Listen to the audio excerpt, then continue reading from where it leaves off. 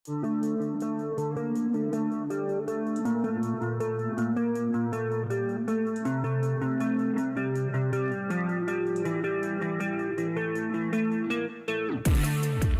guys, welcome back to my channel.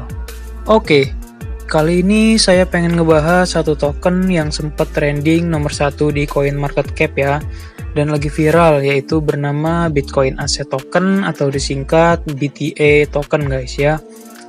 Saya coba ngebahasnya dengan senetral mungkin cuy ya. Buat yang baru nonton video ini, jangan lupa buat subscribe dulu biar kita makin kenal guys. Dan buat semuanya, jangan lupa like-nya, oke cuy? Jadi BTA adalah sebuah token yang lagi di tahap initial offering dan hanya bisa dibeli di PancakeSwap guys ya. Menurut developer BTA token ini bahwa mereka ingin menggabungkan desentralisasinya dan kehebatan-kehebatan yang ada di Bitcoin dengan perkembangan saat ini ya, seperti protokol DeFi, dApps, Swap, dan NFT. Dan di sini di Twitternya ditulis Bitcoin Asset di sini ingin merecreate sejarah Bitcoin 10 tahun yang lalu, yang mana ide ini menurut saya sangat bagus ya. Di sini dikatakan bahwa Bitcoin Asset mempunyai tujuan untuk menyediakan biaya serendah mungkin dan transfer dengan cepat dan dengan mudah guys ya. Dimana kalau kita lihat Bitcoin kan kecepatan transaksinya nggak nyampe 10 TPS ya. Tapi Bitcoin Asset ini menggunakan Binance Smart Chain dan juga protokol Ethereum. Jadi kelihatannya hal itu yang bisa membuat transaksinya jauh lebih cepat daripada Bitcoin guys ya.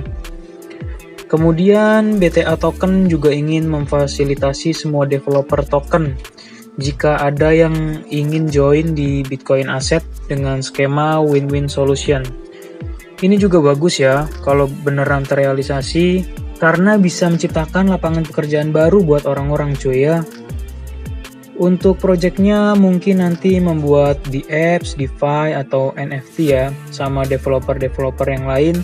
Tapi belum tahu juga ya, kita lihat aja nanti cuy.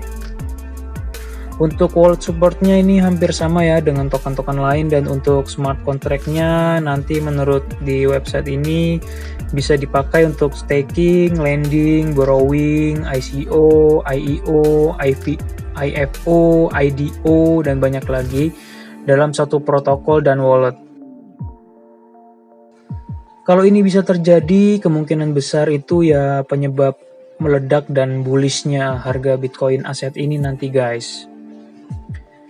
Di Bitcoin Asset ini juga fungsi utama dari validator adalah untuk membuat blok untuk mengkonfirmasi semua transaksi, dan untuk itu nanti akan mendapatkan reward tergantung banyaknya token yang di staking guys ya. Di sini semua orang bisa membuat pool untuk menjadi validator, yang mana itu akan menjadi sebuah skema yang win-win solution. BTA Chain juga dapat mensupport cross-chain transaction dari Ethereum dan BSC dengan protokol ERC20 untuk Ethereum dan BEP20 untuk Binance Smart Chain guys ya. Jadi nanti orang-orang yang pengen swap tokennya di cross-chainnya BTA butuh fee kan. Nah, dari situ juga bisa menyebabkan harga BTA naik selama orang-orang melakukan transaksi dengan chain protokolnya BTA token cuy ya. Jadi kalau nanti udah beli terus harganya turun, mungkin sabar dulu aja guys, karena fokusnya developer adalah untuk jangka panjang. Dan gak ada salahnya untuk beli BTA token yang udah tersedia di PancakeSwap ini ya. Dan mungkin untuk proporsi invest di BTA token ini menurut saya nggak lebih dari 5% ya dari total portfolio yang kita punya. Itu udah cukup menurut saya untuk dibeli untuk dari awal ini. Kayak harga sekarang yang awalnya 0,2 dolaran sekarang udah di harga 2 US dollaran dan bahkan udah sempat naik sampai 4 US dollar lebih ya. Dan biasanya semakin awal beli maka reward yang didapatkan juga makin besar ya. Dan intinya itu risk to reward seberat apa yang mau kita ambil. Kalau beli pas awal rilis, kalian bisa dapat harga paling murah, tapi juga masih banyak noise-nya ya. Entah itu dari bug kode programnya, atau bisa terjadi rug pull, tapi semoga enggak lah ya, insya Allah. Kita berprasangka baik dulu aja, karena kalau udah antipati duluan terhadap sesuatu, terkadang malah nggak bisa melihat kelebihan dari sesuatu itu, dan malah bisa jadi menutup kesempatan yang harusnya kita dapetin. Tapi juga harus ada batasannya guys ya, menurut saya, untuk meminimalisir resiko-resiko yang ada, seperti misalnya mengurangi proporsi investasi supaya kalau projectnya amit-amit gagal gitu ya. Nah, kita nggak terlalu banyak aset yang loss. Seperti video-video saya sebelumnya, untuk ngelindungin kalian juga sebenarnya, bahwa kita itu jangan all in. Karena semua kemungkinan baik dan buruknya itu ada, asal gimana kita cerdas memanagenya aja. Dan gak ada yang 100% akurat. Jadi buat jaga-jaga, kalau bisa saran saya sih ya, kalau bisa gitu ya, jangan all in gitu guys. Jadi gitu mungkin ya, kira-kira, semoga bisa diterima lebih baik ya. Semua konten saya juga gak 100% benar dan akurat kok.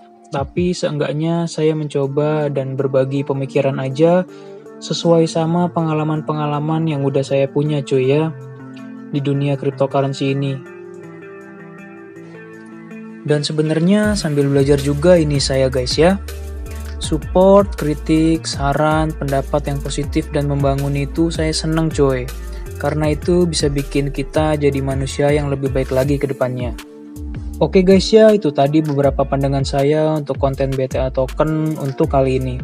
Sekian dulu, semoga yang saya sampaikan bermanfaat bagi kalian ya. Jangan lupa dukung channel Labim Crypto dengan cara like, share, and subscribe cuy. Terima kasih sudah menonton, sampai jumpa di konten selanjutnya. Bye-bye.